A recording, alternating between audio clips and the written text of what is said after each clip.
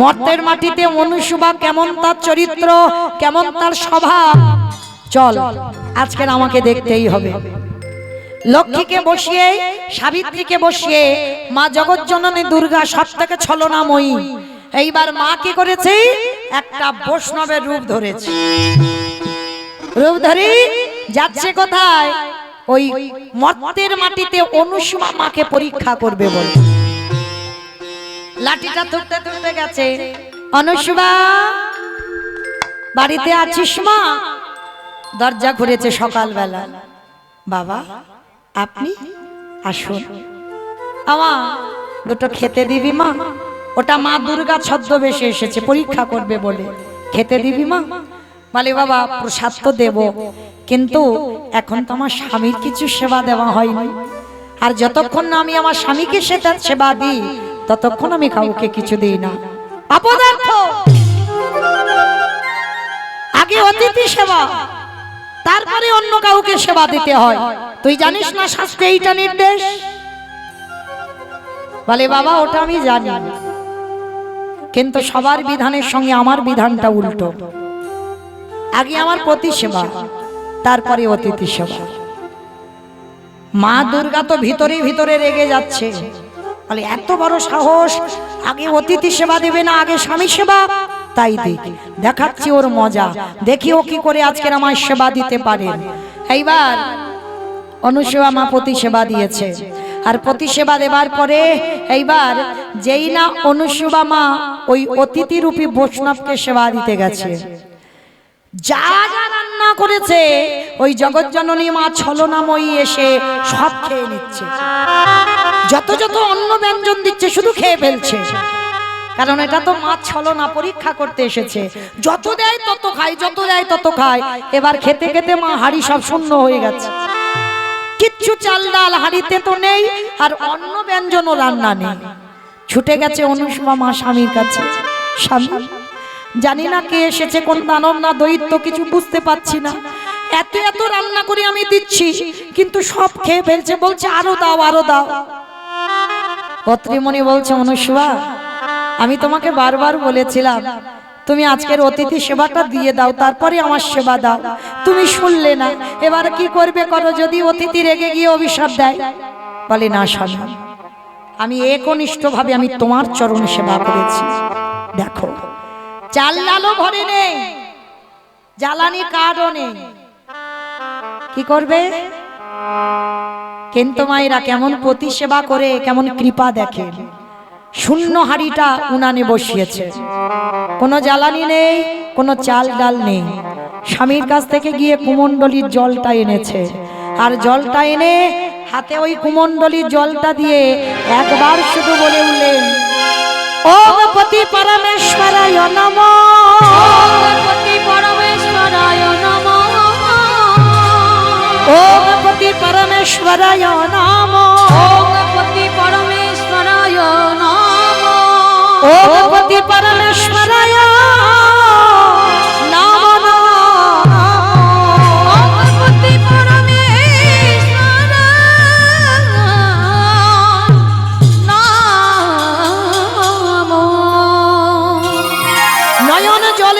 পতির চরণে মন প্রাণ রেখে যেই না ওম পতি পরমেশ্বরায় নমঃ বলে কুমণ্ডলীর জলটা হাড়িতে ছিটিয়ে দিল, সঙ্গে সঙ্গে একটা মর্তের সাধারণ নারী ওই ওম পতি পরমেশ্বরায় নমঃ বলতে হাড়ি পরিপূর্ণ অন্ন ব্যঞ্জন।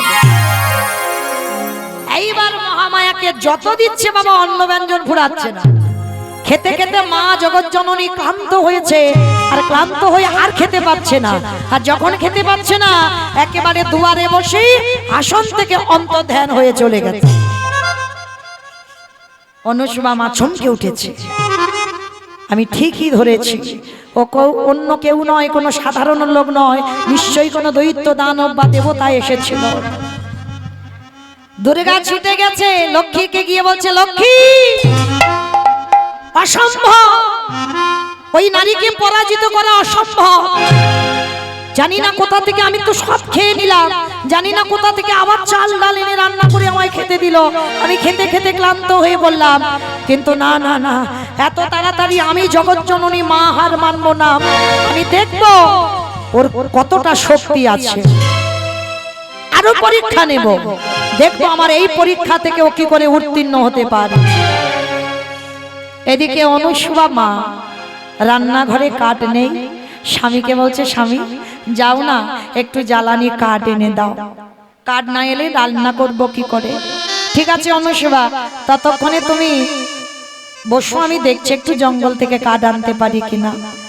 অত্রিমণি জঙ্গলে গেছে কাঠ আনতে, আর মহামায়া পরীক্ষা করবে বলে আবার ছলনাময়ী ছলনা করে ওই যে রাস্তায় অত্রিমণি গেছে ওই রাস্তার ধারে এক ব্রাহ্মণ রূপ ধারণ করে তপস্যায় বসে আছে, নয়নটা মুদ্রিত করে ধ্যানস্থ হয়ে আছে।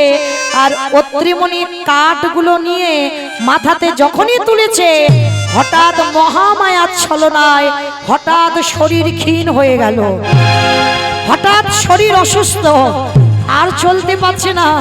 একই আমি সুস্থ ছিলাম, আমি ভালো ছিলাম, হঠাৎ আমার শরীরে কি এমন হলো, শরীরটা থরথর করে কাঁপছে।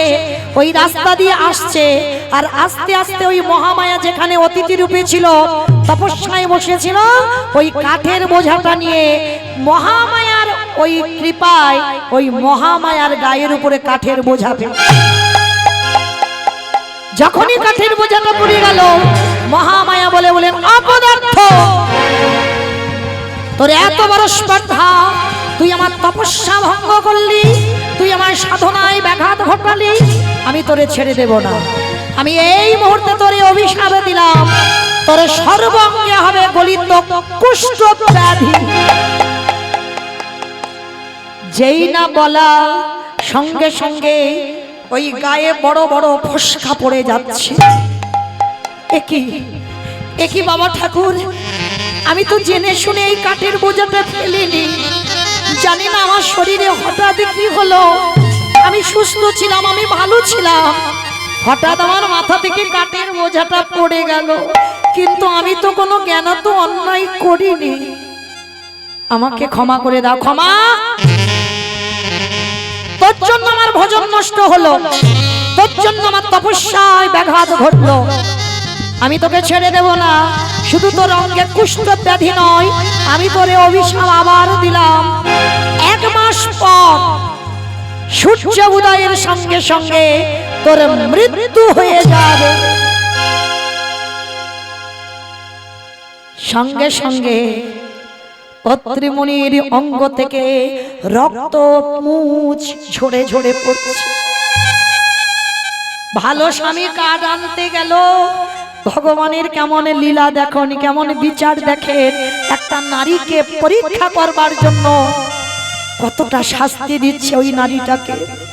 এইবার অত্রিমণি কাঠ নিয়ে যেতে যেতে আর পারছে না, অনুসুয়া, অনুসুয়া, অনুসুয়া, যেই না দরজায় দাঁড়িয়েছে, অনুসুয়া বের হয়ে দেখছে স্বামীর গায়ে থেকে মুজ রক্ত ঝরে ঝরে পড়ছে, বড় বড় ফোসকা পড়ে গেছে গায়ে।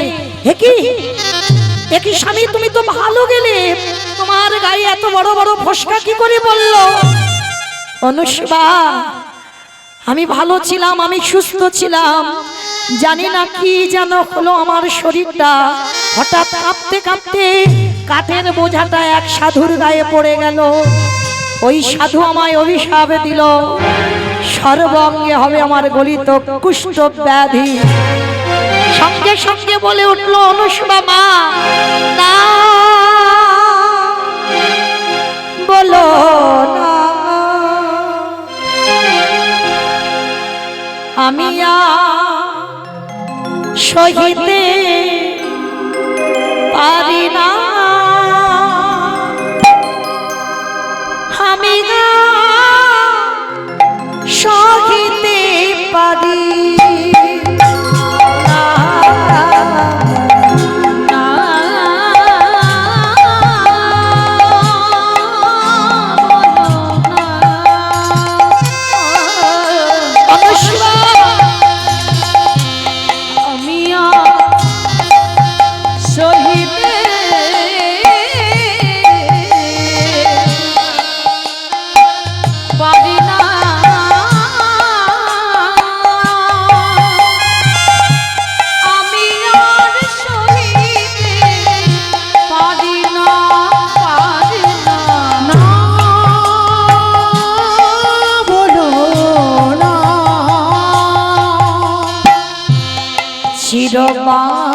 বাঞ্ছিত ধনে যে তুমি আমারে ছাড়িয়া তুমি যেও না, আমারে ছাড়িয়া তুমি যেও না। চিরবাঞ্ছিত ধনে যে তুমি আমারে ছাড়িয়া তুমি যেও না, আমারে ছাড়িয়া তুমি যেও না।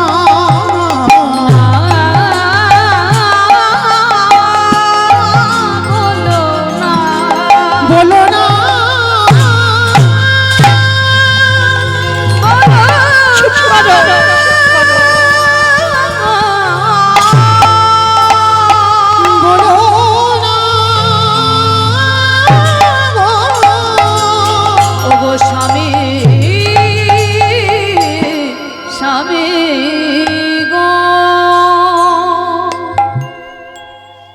অনুসুয়াকে ধরে বলছে, অনুসুয়া শুধু আমার কুষ্ঠ রোগের অভিশাপ নয়, আরো একটা অভিশাপ দিয়েছে। আমার আয়ু মাত্র 1 মাস, 1 মাস পরে সূর্য উঠলে তৎক্ষণাৎ আমার মৃত্যু হবে। অনুসুয়া তুমি চলে যাও, চলে যাও, তুমি চলে যাও, তোমার বাপের বাড়ি তুমি চলে যাও। না স্বামী, অগ্নি সাক্ষী করে আমার বাবা তোমার হাতে তুলে দিয়েছে। সুখের সময় যেমন তোমার সঙ্গে ছিলাম, আমি দুঃখের সময়ও তোমার সঙ্গে থাকতে চাই। অনুসুয়া তুমি কেন বুঝতে পারছো না? আমি তো বেশি দিন আর বাঁচবো না, আমার তো মরে যেতে হবে, তখন তোমার কি গতি হবে? আর আমি এখন থাকতে থাকতে যদি তুমি তোমার বাপের বাড়ি চলে যাও তাতে ভালো হবে না। স্বামী তুমি ভাবলে কি করে তোমাকে আমি এই অবস্থায় ফেলে রেখে চলে যাব? মরতে যদি হয় একসঙ্গে মরব, আর যদি বাঁচতে হয় একসাথেই বাঁচব। কিন্তু আমি বাপের বাড়ি যাব না। অনুসুয়া মাংসগুলো পচে পচে পড়ে যাচ্ছে, বড় জ্বালা, বড় কষ্ট, আর যেই যন্ত্রণা সহ্য হচ্ছে না। অনুসুয়া কত পরীক্ষা দিতে হয়েছিল দেখো একটা সতী নারীকে, এতটা কষ্ট হচ্ছে অত্রিমুনি। অনুসুয়া মা বলছে, জানো স্বামী তুমি কেঁদো না। আমার বাবা ছোটবেলায় বলেছিল, কোন মানুষ যদি মহাপাপ করে স্বর্গতীর্থে নাকি তাকে স্নান করালে সে নাকি ভালো হয়ে যায়। আমি নিয়ে যাব তোমার, আমি নিয়ে যাব স্বর্গতীর্থে স্নান করাতে। অনুসুয়া পারবে না, পারবে না অনুসুয়া, কারণ আমি হাঁটতে পারি না, চলতে পারি না, আমার এই গলা মাংসগুলো পচে পচে পড়ে যাচ্ছে। চলে যাও, যদি আমার ছোঁয়া লেগে যদি তুমি অসুস্থ হয়ে যাও, চলে যাও, তুমি আমার কাছে থেকে কষ্ট পেও না। না স্বামী, আমি তোমাকে নিয়ে যাব তীর্থে। কি করেছে জানো?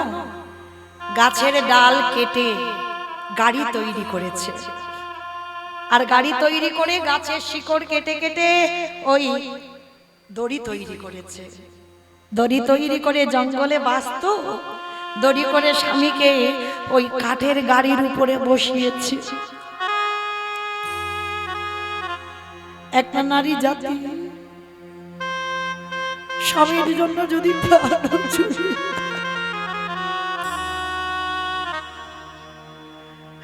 ওই দড়িটা ধরে টানতে টানতে যাচ্ছে।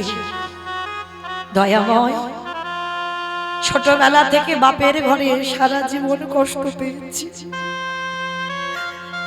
আমি তোমায় বজন করিনি ঠিক কথা, কিন্তু শুনেছি জগতে দুই পতি, এক ইহ জগতের পতি আর এক হলো তুমি জগৎপতি। তাহলে আমি ইহ জগতের পতি চরণে সেবা করেছি, আমি তো কোনো অন্যায় করিনি। টানতে টানতে স্বামীকে নিয়ে যাচ্ছে, কতবার কাঁদবো দয়াময়, এত কাঁদি আমার ডাক কি তোমার চরণে যায় না, এত ডাকি আমার এই ডাক কি তোমার চরণে এখনো পৌঁছায় না।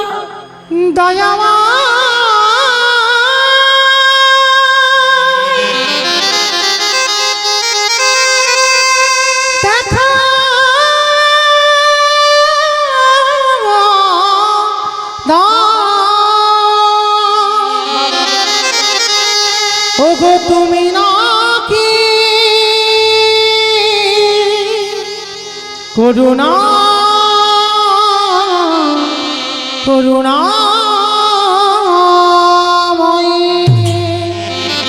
টানতে টানতে আর চলতে পারে না, বড় কষ্ট, বড় জ্বালা, বড় যন্ত্রণা। অত্রি মনে ডাকছে অনুষ্বা, একটু জল, একটু জল অনুষ্বা, একটু জল। বড় কষ্ট, বড় জ্বালা, বড় যন্ত্রণা, আর সহ্য হচ্ছে না অনুষ্বা, একটু জল এনে দিতে পারো? অনুষ্বা মনে মনে ভাবছে, যখন পৌঁছে গেছে মরুভূমিতে, আর মরুভূমিতে জল পাওয়া যায়? কোথাও জল নেই, চারিদিকে বালি আর বালি, জল নেই। অনুষ্বা মা স্বামীকে গাড়িতে রেখে বলছে, দাঁড়ান আমি দেখি কোথাও যদি জল পাওয়া যায়। ওই মরুভূমিতে চারিদিকে ছুটোছুটি করছি, কেউ কি নেই, কেউ কি নেই যে একটু জলের ব্যবস্থা করে দেবে? আমার স্বামী যে বড় কষ্ট পাচ্ছে, কণ্ঠ শুকিয়ে গেছে, কেউ নেই। ওদিকে মহামায়া মনে মনে ভাবছে, অনুষ্বা দেখি তুই কি করে তোর ওই স্বামী ভক্তি থাকে, দেখি কি করে তুই তোর পতিকে বাঁচাস। তবে সেটাও তো মা, সন্তান যখন কাঁদে আকুল প্রাণে, মার মনটা দুলে ওঠে। যাই একটু জলের ব্যবস্থা করে দিই। হঠাৎ ওই মরুভূমিতে একটা সরোবর দেখা যাচ্ছে, আর যেই না সরোবরটা দেখা গেছে, ছুটে গেল অনুষ্বা মা। আর যেই না অনুষ্বা মা গেছে, দেখে না ওইখানে একটা ঘাতক দাঁড়িয়ে আছে। ওই ঘাতকের হাতে একটা বড় তরবারি আছে। অনুষ্বা মা ঘাতকের কাছে গিয়ে বলছে, বাবা আপনি একটু এই সরোবর থেকে একটু জল নিতে দেবেন, আমার স্বামী বড় পিপাসায় কষ্ট পাচ্ছে। ওটা তো মহামায়া ঘাতকের রূপ ধরে আছে। বাহ, স্বামীকে খাওয়াবি মা? তবে স্বামীকে জল নিতে গেলে তোকে তো একটা কাজ করতে হবে, কারণ এই সরোবরে জল ছুঁয়ে জল থাকবে না। তবে জল আমি তোকে পাইয়ে দিতে পারি। কি করে পাবো? শোন, আমার এই অস্ত্রটা দিয়ে তোর এই দক্ষিণ উরুদেশটাকে ছেদন করে দিতে হবে। তুই যদি তোর এই ডান পদটা ছেদন করে দিতে পারিস, তাহলেই দেখবি তুই জল পেয়ে যাবি। অনুষ্বা মা কথাটা শোনার সঙ্গে সঙ্গে চমকে উঠেছে। আমার এই দক্ষিণ চরণটা কেটে দিতে হবে, হ্যাঁ, তাহলেই তুই তোর স্বামীর জন্য জল পাবি। বেশ বাবা, এ দেহটা তো আমার নয়, এ দেহটা আমার পতি সেবা। তবে তুমি যখন বলছো আমার স্বামী সেবার জন্য, আমি আমার একটা চরণ দিয়ে দিতে পারি। ঘাতকের কাছ থেকে অস্ত্রটা নিয়েছে, আর অস্ত্রটা নিয়ে মায়ের তো কোনো মন্ত্র জানা নেই, একটাই মন্ত্র, ওম পতি পরমেশ্বরায় নমঃ, ওম পতি পরমেশ্বরায় নমঃ, ওম পতি পরমেশ্বরায় নমঃ বলে যেই না ওই দক্ষিণ উরুদেশটা ছেদন করে দিল, হঠাৎ দেখলো মরুভূমিতে জল টলমল করছে। নিয়ে যাবে কিসে? অনেকটা দূর তো হেঁটে এসেছে, নিজের এই শাড়ির আঁচলটা জলে ভিজিয়েছে, একটা পা কেটে গেছে, উরুদেশ থেকে ছেদন। যাবে কি করে গো? রক্তে রক্তাক্ত হয়ে যাচ্ছে। বালির উপরে তপ্ত বালি, রোদে তেতে আছে, ওই বালির উপরে বুকে হেঁটে যাচ্ছে। কিন্তু ওই আঁচলে জলটা কিন্তু ফেলেনি স্বামীর মুখে দেবে বলে। আর ওই বুকে হাঁটতে হাঁটতে গিয়ে যেই না স্বামীর কাছে গিয়ে ওই আঁচলটা নিকড়ে দিয়ে স্বামীর বদনে জল দিয়েছে। স্বামী যেই না চোখটা মেলেছে দেখে না উরু দেশ থেকে কাটা অনুষ্বা, কি তোমার আরেকটা চরণ কোথায়?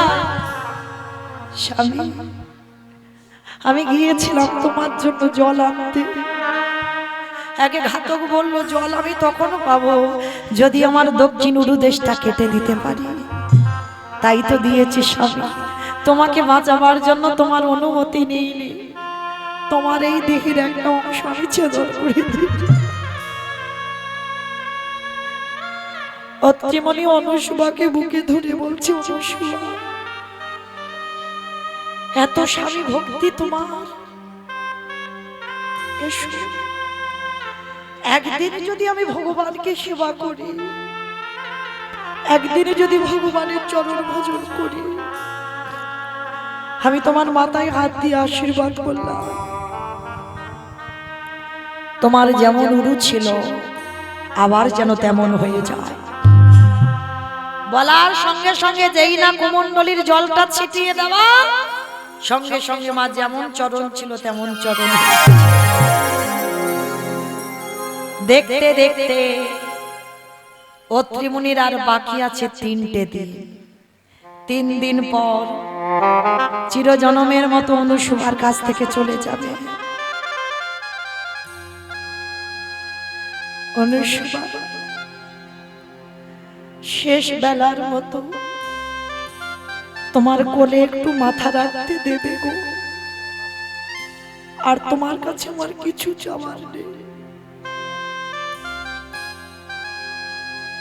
যেই না বাবা অনুসুবার কোলের উপরে মাথা, অনুসুবাকে বলছে, অনুসুবা যাও, আর তো মাত্র 3টে দিন বাকি আছে। সেই বৈষ্ণবের অভিশাপ মতো আর 3 দিন পরে আমার মৃত্যু হয়ে যাবে।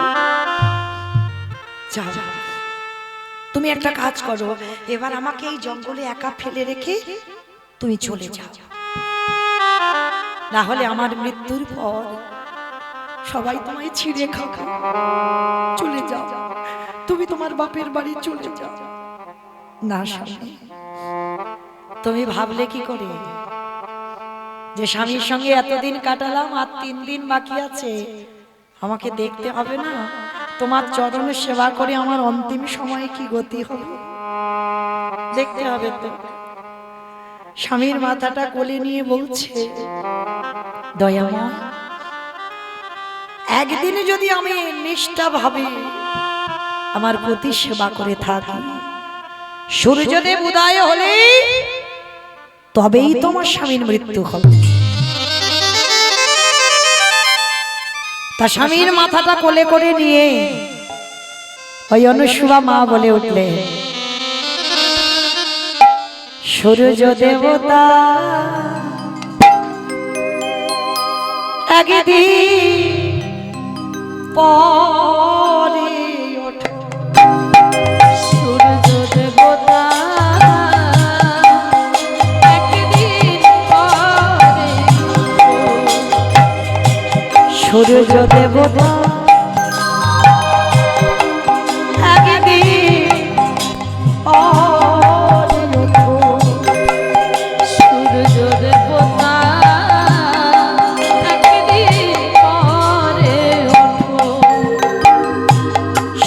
নারী হাতের শাখা ভেঙে দিও না, সতী নারীর শীতের সিঁদুর মুছে দিও না। তোমায় বলি সূর্যদেব উদয় হয় না, সূর্য দেবতা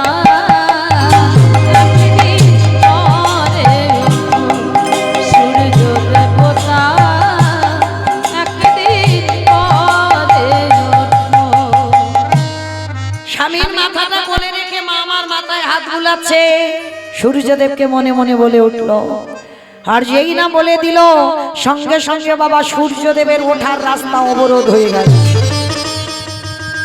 মর্তধামের একটা নারীর কত ক্ষমতা দেখো স্বামী সেবা করে। যেই না সূর্যদেবকে বলে বলেন, হে সূর্যদেব, প্রকৃত যদি আমি সতী নারী হই তাহলে আমার বাক্য তোমাকে শ্রবণ করতে হবে। আজকের পর থেকে তুমি উদয় আর হবে না, হবে না, হবে না। অমাইরা সূর্যদেব যদি না ওঠে জীব জগৎ সব মরে যাবে, কেউ বাঁচবে না। এক সপ্তাহ হয়ে গেছে সূর্য আর উঠছে না। এ কি? সমস্ত দেবতারা চঞ্চল হয়ে গেল, সমস্ত দেবতারা চিন্তায় পড়ে গেল। নারায়ণের কাছে গেছে, প্রভু প্রভু, জানি না কোথায় কি গন্ডগোল হলো, সূর্য উঠছে না কেন? ভগবান ধ্যানযোগে দেখতে পেল সূর্যের রাস্তা অবরোধ হয়েছে। সে রাস্তা ভাঙবার অধিকার সূর্যদেবের নেই। এমন রাস্তা আটকে দিয়েছে মর্তধামের এক নারী জাতি। নারী শক্তিটা মা খুব সাংঘাতিক শক্তি। ওই যে প্রথমে বললাম, মনে যদি করে পৃথিবীটাকে ধ্বংস করে দিতে পারে। রাস্তা অবরোধ করে দিয়েছে, সূর্য আর উঠতে পারছে না। সবাই ভগবানের কাছে গেছে, প্রভু তুমি এর একটা বিচার করো, কিছু একটা ব্যবস্থা করো। কি করব বলো? সূর্য যদি না ওঠে সব তো মরে যাবে, গাছপালা বাঁচবে না, অক্সিজেন পাবো না, আর অক্সিজেন না পেলে সব মরে যাবে। কি করব বলো? ভগবান বলছে, দাঁড়াও, আমি দেখছি কি হয়েছে। ভগবান নিজ রূপে মর্তে নামে না, ছদ্মবেশ ধরেছে। আর ছদ্মরূপ ধরে এসে দাঁড়িয়েছে অনুসুমা মার কাছে। দেখে না মায়ের কোলের উপরে স্বামীর মাথা। ভগবান এসে ডাকছে, মা, ও মা। অনুসুমা মা তাকিয়ে দেখছে একটা সন্তান। কে বাবা তুই? ও মামা, একটা কথা বলবো? তুমি কৃপা করে একবার সূর্যদেবকে উঠতে বলো, কারণ তুমি নাও বললে সূর্যের রাস্তা পরিষ্কার হচ্ছে না, সূর্যদেব উঠতে পারছে না। তুমি একবার বলো সূর্যদেবকে উদয় হতে। মায়ের বুঝতে দেরি হলো না, নিশ্চয়ই কোনো দেব দেবী এসেছে। ওটা যে নারায়ণ ধরতে পারেনি, ভেবেছিল কোনো দেব দেবী এসেছে। অসম্ভব। অনুসুমা মা বলে উঠলো, আমি যদি একবার সূর্যকে উঠতে বলি তাহলে উঠলেই আমার স্বামীর মৃত্যু হবে। হ্যাঁ রে বাবা, তুই আমাকে কি বলে ডাকলি? বলে, কেন আমি তোমাকে মা বলে ডেকেছি।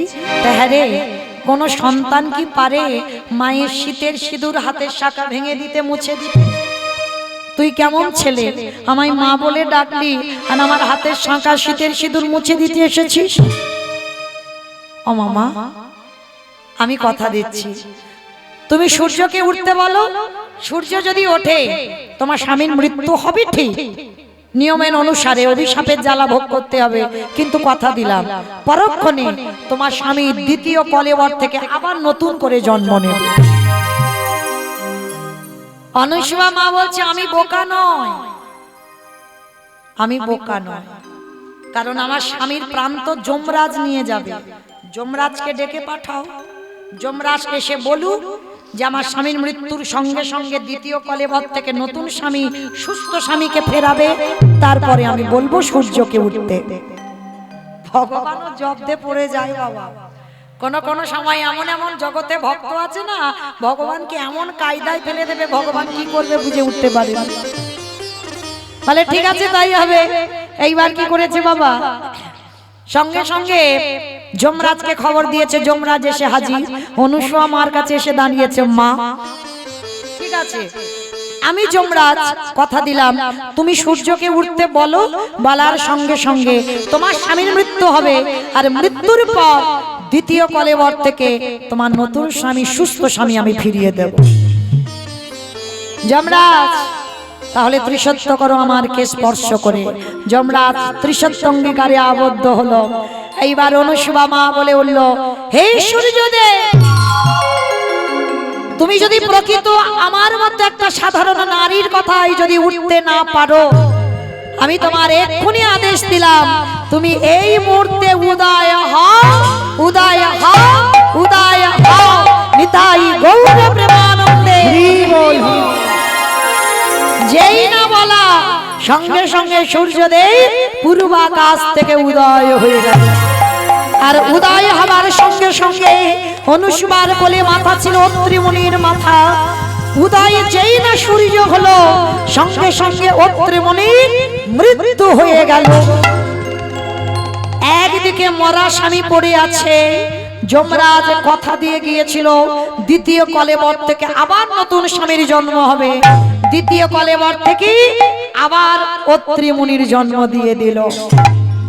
এইবার অনুসুয়া মাকে বলল, মা যাও, আর তোমার চিন্তা নেই, তোমার সুস্থ স্বামী এবার নিয়ে তুমি ঘরে যাও। এইবার অনুসুয়া মা স্বামীকে নিয়ে ঘরে গেল। কিন্তু এইদিকে নারায়ণ আর ব্রহ্মার বাবা ভোলানাথ চিন্তায় পড়ে গেল। যে খাবার নারদ খেয়েছে সে খাবার তো আমরা খেতে পাচ্ছি না। ভোলানাথকে বলছে, ভোলানাথ চলো একটু মর্তে অনুসুয়া মার কাছে যাই, অনুসুয়া মার হাতে একটু রান্না বান্না একটু খেয়ে আসি। নারদ এসে গল্প করলো খুব নাকি ভালো রান্না করে, চলো একটু খাবারটা খেয়ে আসি। তিন দেব ব্রহ্মা বিষ্ণু মহেশ্বর তিন দেব কি করেছে বাবা, একটা বৈষ্ণবের রূপ ধারণ করে অনুসুয়া মার কাছে গেছে। আর গিয়ে বলে উঠলেন, ভিক্ষা দেহি। অনুসুয়া মা ছুটে এসে মা আঁচলে ভিক্ষা দিয়েছে। আর যেই না ভিক্ষা দিয়েছে ভগবান বললেন, মা আমরা তিনজনে বড় ভিক্ষু এসেছি, কটা দিন আপনার বাড়িতে একটু আশ্রয় দেবেন। অনুসুয়া মা বললেন, বাবা বাবা এ তো আমার সৌভাগ্য গো, আমি বৈষ্ণব সেবা করতে পারবো, আর তোমাদের মতো বৈষ্ণব এসেছো, এসো আমার ঘরে এসো। আর বাবা ভোলানাথ বলে উঠলেন, দাঁড়াও দাঁড়াও, সেবা তো তিনজনে পাবো। ভোলানাথ বলল, কিরকম সতী একবার দেখি তো। সেবা তো আমরা পাবো, কিন্তু সেবা দিতে গেলে মা তোমাকে বিবশনা হয়ে সেবা দিতে হবে। বিবশনা মানে পরনে কোনো পোশাক থাকবে না, বিবশনা হয়ে আমাদের তিনজনকে সেবা দিতে হবে। অমায়েরা, সন্তান ছোট হলে হয়, সন্তান যখন বড় হয় মায়ের কি শোভা পায় সন্তানের সামনে বিবশনা হওয়া? পাই না। অনুসুয়া মা মনে মনে চিন্তা করলো, এ তো সাধারণ বৈষ্ণব নয়। সাধারণ বৈষ্ণব যদি হবে কোনো দিন কোনো বৈষ্ণব এসে বলবে না যে তুমি মা বিবশনা হয়ে সেবা দাও। আর যেই না ভোলানাথ এই কথাটা বলা, নারায়ণ মাথায় হাত দিয়ে দুম করে বসে পড়েছে। এরকম বিবেক দেখেছো? এই জন্যই ভুড়িওয়ালা নিয়ে কোথাও যেতে যাই না, মানে কোথায় যে কি বলতে হয় ওনার বিবেক বুদ্ধি নেই। বলে উঠলো একেবারে বিবশনা হয়ে সেবা দিতে হবে। এবার বলে তো ফেলেছে, কি হবে, কিছু করতে পারছে না। মার সামনে তিনজনে শুধু তাকাতাকি করছে। এইবার অনুসুয়া মা বলছে, বেশ বাবা তোমাদের যখন ইচ্ছা। মায়ের কাছে সন্তান সারা জীবন ছোট থাকে, সন্তান যত বড় হোক, তো ইচ্ছা যখন তোমাদের, আমি বিবশনা হয়ে তোমাদের সেবা দেব। অনুসুয়া মা ঘরে গেছে স্বামীর কাছে, স্বামীর চরণে নিবেদন করেছে কথাগুলো, স্বামী তিনজন বৈষ্ণব এসেছে, বিবশনা হয়ে সেবা দিতেছে। অসম্ভব, তুমি কি করে বলতে পারলে তুমি বিবশনা হয়ে সেবা দেবে? দেব স্বামী, দেব। সত্যি যদি আমি সতী নারী হই, আমি দেব বিবশনা হয়ে সেবা। স্বামীর কাছ থেকে কুমণ্ডলীর জলটা এনেছে, আর তিনজন দেবকে খেতে দিয়েছে, আসন পেতে দিয়েছে। বড় বড় আসনে বসেছে ব্রহ্মা বিষ্ণু মহেশ্বর। আর মা কি করেছে, গিয়ে যেই না দাঁড়িয়ে কুমণ্ডলীর জলটা নিয়ে একেবারে হাতে করে নিয়ে, ওই যে একটাই মন্ত্র, মায়ের কোনো তো দ্বিতীয় মন্ত্র নেই, কোনো মন্ত্র মুখস্থ নেই, ওই একটাই মন্ত্র, ওম পতি পরমেশ্বরায় নমঃ, ওম পতি পরমেশ্বরায় নমঃ, ওম পতি পরমেশ্বরায় নমঃ। আর এই মন্ত্র উচ্চারণ করে কুমণ্ডলীর গঙ্গা জলটা তিন দেবের গায়ে একেবারে ছিটিয়ে দেওয়া। আর যেই ছিটিয়ে দেওয়া, সব আসনে বসেছিল, নিজেদের জামা কাপড় খুলে গিয়ে নিজেরা শুয়ে পড়েছে। মানে 6 মাসের বাচ্চা হয়ে গেছে।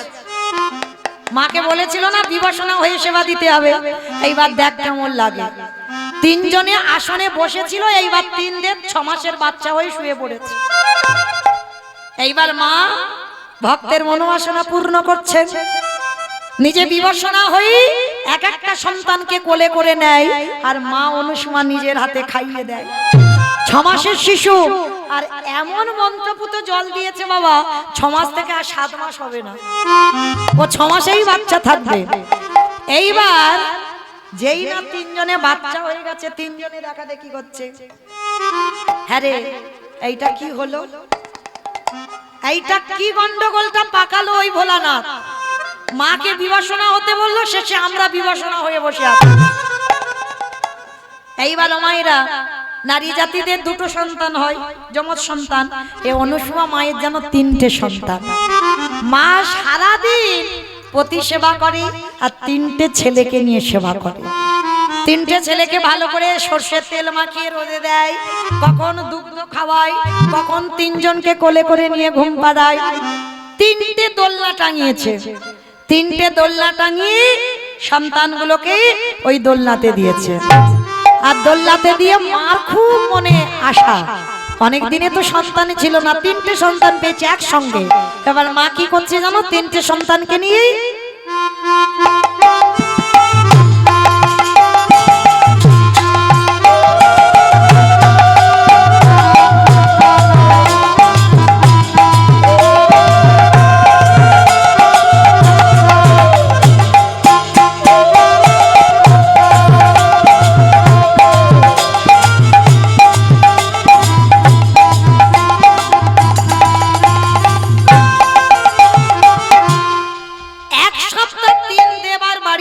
না, এরা তো বেশ আরামে আছে। এত চাপ, নারায়ণ মনে মনে ভাবছে ভালোই হয়েছে, ভোলানাথ খারাপ করেনি। মানে এত ভক্তের চাপ, খেতে দেয় না, ঘুমাতে দেয় না, বসতে দেয় না, সব সময় ডাকাডাকি করে। এই যে অনেকদিন ভক্তের বাড়িতে একটু আরামে সেবা করছে, ভালো। তো 3 জনে আরামে আছে, 1 সপ্তাহ বাড়িতে যাচ্ছে না 3 জন।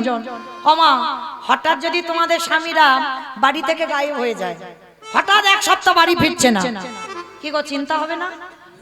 3 দেবী এক জায়গা হয়েছে, হ্যাঁ রে দিদি কোথায় গেল বলতো? আরে দিদি কোথায় গেল? তোর স্বামীর খবর রেখেছিস? রাখিস নি?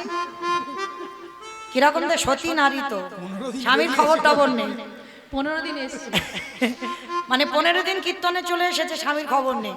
হরি বল। তো আজকে 3 দেবী এক জায়গা হয়ে আলোচনা করছে, বলে হ্যাঁ রে তাহলে কে জানবে, কে খবর দেবে, স্বামী কোথায়, খুঁজে পাচ্ছে না কিছুতেই। এইবার নারদ মুনিকে ডেকেছে, নারদ বাবা সর্বঘাটে কাঁঠালি কলা, সব জায়গায় হাজির। এই বাবা নারদ, মা ও মা ডাকছো? হ্যাঁ রে নারদ, তোর প্রভু কোথায়? বলে সে কি জানো না, সে তো মর্তে চাকরি করছে। মর্তে চাকরি পেয়েছে? বলে হ্যাঁ।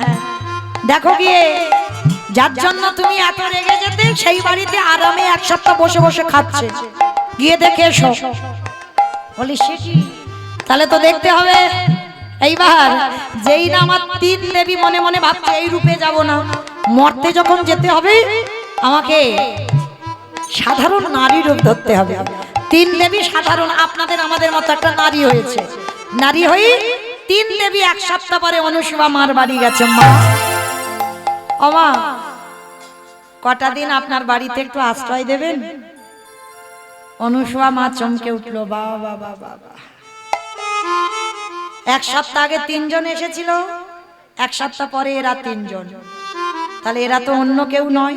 কিন্তু মা বুঝতে দিচ্ছে না, মা ভিতরে ভিতরে বুঝতে পারছে।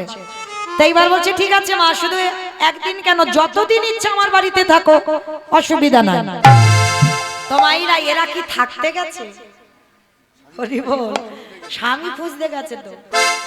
আর যেই না বাড়িতে গিয়েছে অনুসুমা মার কাছে, আর অনুসুমা মার কাছে গিয়ে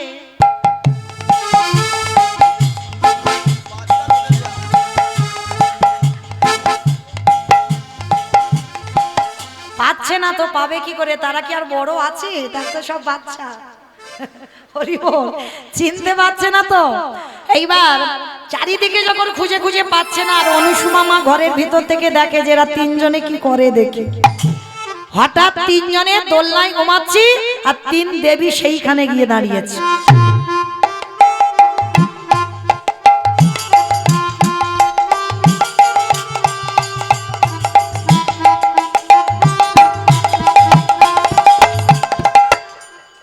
আমায়রা দেখবেন 6 মাসের বাচ্চাদের বোঝা যায়, বোঝা যায় সব একরকম দেখতে লাগে না? তা তিনজনে দোলনায় ঘুমাচ্ছে একরকম দেখতে, শুধু একটার একটু একটু বোঝা যাচ্ছে একটু ভুঁড়িটা বেশি মতো। একেবারে হুবাহু একই রকম তিনজনে ঘুমাচ্ছে। বলতো বুঝতে পারছি না তো এরা কারা। হ্যাঁ গো, মায়ের দুটো সন্তান হবে একসঙ্গে, কিন্তু তিনটে সন্তান। দিদি কিছু বুঝতে পারছিস? একজন একটু সর্দিটা বেশি হয়েছে, দেখ বুঝতে পারছিস না? সর্দিটা একটু বেশি হয়েছে। ওমা, বুঝতে পারছি না তো সব একরকম দেখতে। হ্যাঁ দিদি, ওই ভুঁড়ির মতো একটু উঁচু মতো হয়ে আছে, বোঝা যাচ্ছে কিছু? কার বুঝতে পারছি না? হ্যাঁ দিদি, তুই বুঝতে পারছিস? গন্ডগোল হয়ে যাচ্ছে, সব ওলট পালট হয়ে যাচ্ছে, কে কোনটা নেবে বুঝতে পারছে না। আর অনুষ্বা মা ঘরের ভিতর থেকে খিলখিল করে হাসছে। আরে দাঁড়াও, আমাকে জব্দ করতে আসা তোমরা নিজেরাই জব্দ হয়ে গেল। এইবার অনুষ্বা মা এসেছে। কি মা, তোমরা ঘর থেকে আমার তিনটে ছেলের কাছে এসেছো কেন? এ কি, এসো এসো এখানে এসো। যেই না ডাক দিয়েছে সঙ্গে সঙ্গে তিন দেবী মনে মনে করছে এ তো শক্তিশালী নারী, সতী অনুষ্বা, সত্যি সতী নারী। তাহলে এর চরণ ধরে জিজ্ঞাসা করতে হবে আমাদের স্বামীকে কোথায় লুকিয়ে রেখেছে। জগজ্জননী মা দুর্গা যে এত কষ্ট দিয়েছে অনুষ্বা মাকে, সেই মা অনুষ্বা মার চরণে হাত জড়ো করে বসেছে। মা সত্যি করে বলবে আমাদের স্বামী কোথায়? ও মা,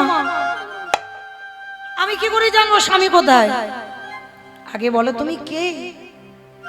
জগজ্জননী মা নিজ রূপ ধারণ করেছে।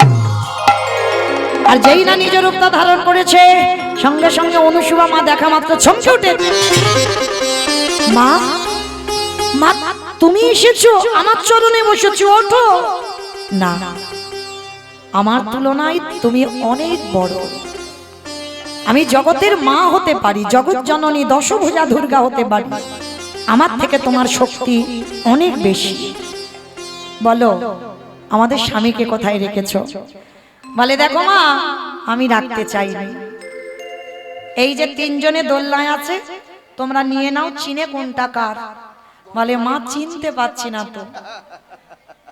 কোনটা কার চিনতে পাচ্ছি না, তুমি চিনিয়ে দাও। তাহলে মর্তের একজন নারীর কত শক্তি, জগজ্জননী মা হয়ে স্বামী চিনতে পাচ্ছে না, এমন তার বাচ্চা করে দিয়েছে, এমন তার জল দিয়ে ব্যবস্থা করে দিয়েছে। বলে চিনতে পারছো না? বলে ঠিক আছে, তাহলে আমি দেখি ব্যবস্থা করি। এইবার সেই কুমণ্ডলীর জলটা নিয়ে প্রতিচরণ স্মরণ করে ওম পতি পরমেশ্বরায় নমঃ বলে যেই না জলটা ছিটিয়ে দিল, সঙ্গে সঙ্গে তিন দেব দাঁড়িয়ে গেছে। আর যেই না তিন দেব দাঁড়িয়ে গেছে, তিন দেবী এসে হাজির। তিন দেবী চরণ ধরে বলছে অনুষ্বাকে, মা ঘোর ভুল করেছি, ঘোর অন্যায় করেছি। সত্যি নারদ গিয়ে বলেছিল মর্তে একজন সতীর জন্ম হয়েছে, আজকের আমরা তিনজনে স্বীকার করলাম তোমার মতো মহাসতী এ জগতে বড় দুর্লভ, দেখা যায় না। তোমার মতো এমন নারী, এমন পতি সেবা, এমন একনিষ্ঠ নারী জগতে বড় দুর্লভ। বৈকুণ্ঠপতি নারায়ণ বলছে অনুষ্বা মা, 1 সপ্তাহ তুমি আমার সেবা করেছো, বলো তুমি কি চাও? হে দয়াময়, তোমার চরণে আমার একটাই নিবেদন,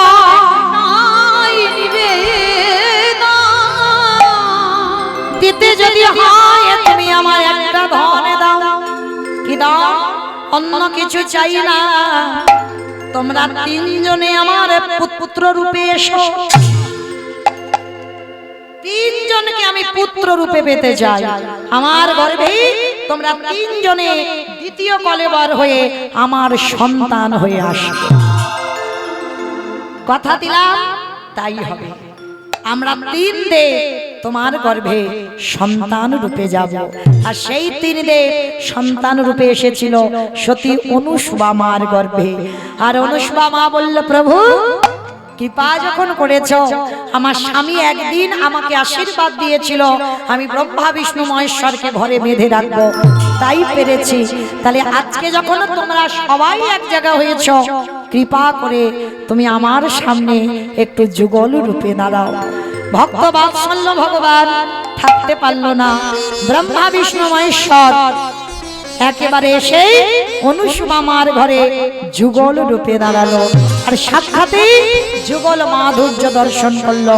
মায়েরা, তাহলে আজকে লীলা শুনে শিখলাম কি, জগতে যদি একনিষ্ঠ ভাবে ঠিক ভাবে পতি সেবা করা যায়, তাহলে সে নারীও যদি ভগবানকে না ডাকে অন্তিম কালে ভগবত কৃপা হয়ে যায়।